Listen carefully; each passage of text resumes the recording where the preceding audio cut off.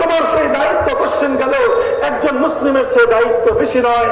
একজন মুসলিম সে রাষ্ট্রকে কিছু খরচ দিবে, কিছু খাতে খরচ দিবে, মুসলমানদের রেভিনিউ কালেকশন হবে যাকাত থেকে, গনিমত থেকে, মালে ফাই থেকে এবং বিভিন্ন জায়গার জমির উৎপাদিত ফসল থেকে। যেই খনিজ সম্পদ মুসলমানরা খনিজ সম্পদ উত্তোলন করলে সেই খনিজ সম্পদ থেকে নানা খাত থেকে রাষ্ট্রকে মুসলমানরা টাকা দিবে। হিন্দুরা, বৌদ্ধরা, খ্রিস্টানরা, মুসলমানরা যেরকম 2.5% যাকাত দেয়, তারা ঠিক একইভাবে কিছু পার্সেন্ট তারা জিজিয়া দিবে, তারা কর দিবে। এবং সেই কর দেওয়ার ব্যাপারে আমার নবী স্পষ্ট নির্দেশনা দিয়েছেন, একজন অমুসলিমের কাছ থেকে কতটুকু কর নেওয়া যাবে, কতদিন কর নেওয়া যাবে।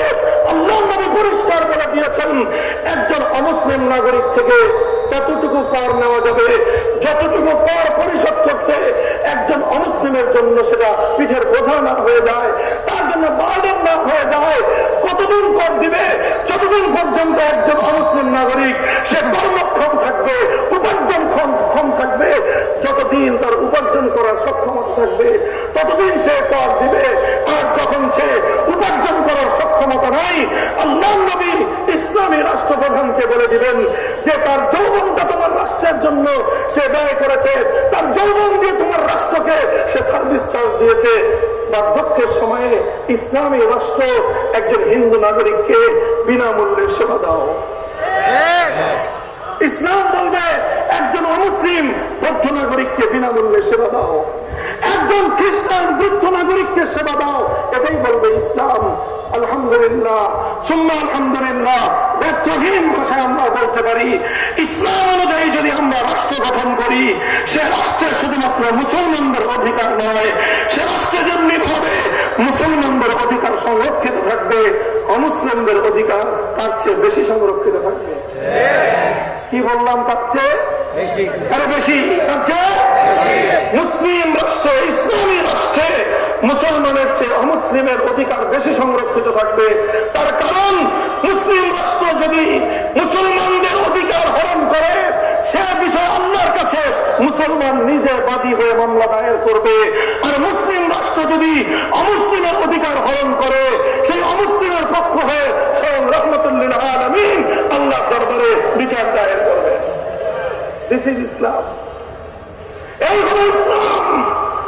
মুহতারাম হাজিরিন, আমি দুটো রাষ্ট্র ব্যবস্থা নিয়ে, দুটো অর্থ ব্যবস্থা নিয়ে, 4টা স্যাম্পলের মাধ্যমে আমি আবার পুরাতন কথা রিপিট করছি।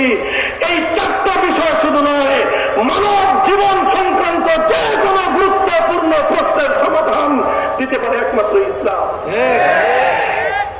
এই জন্য ইসলামই কেবল দাবি করতে পারে, আমি যেহেতু দিতে পারবো, আমি যেহেতু দায়িত্ব নিতে সক্ষম, আমি যেহেতু নিরাপত্তা দিতে পারবো, আমি যেহেতু সারা দুনিয়ার মানুষকে সর্বশ্রেষ্ঠ ব্যবস্থা উপহার দিতে পারবো, এজন্য আমার পক্ষেই এই দাবি করা মানায় আমরা রাষ্ট্র চাই, ইসলামী রাষ্ট্র চাই। আমরা একটাই রাষ্ট্র চাই, সেই রাষ্ট্রের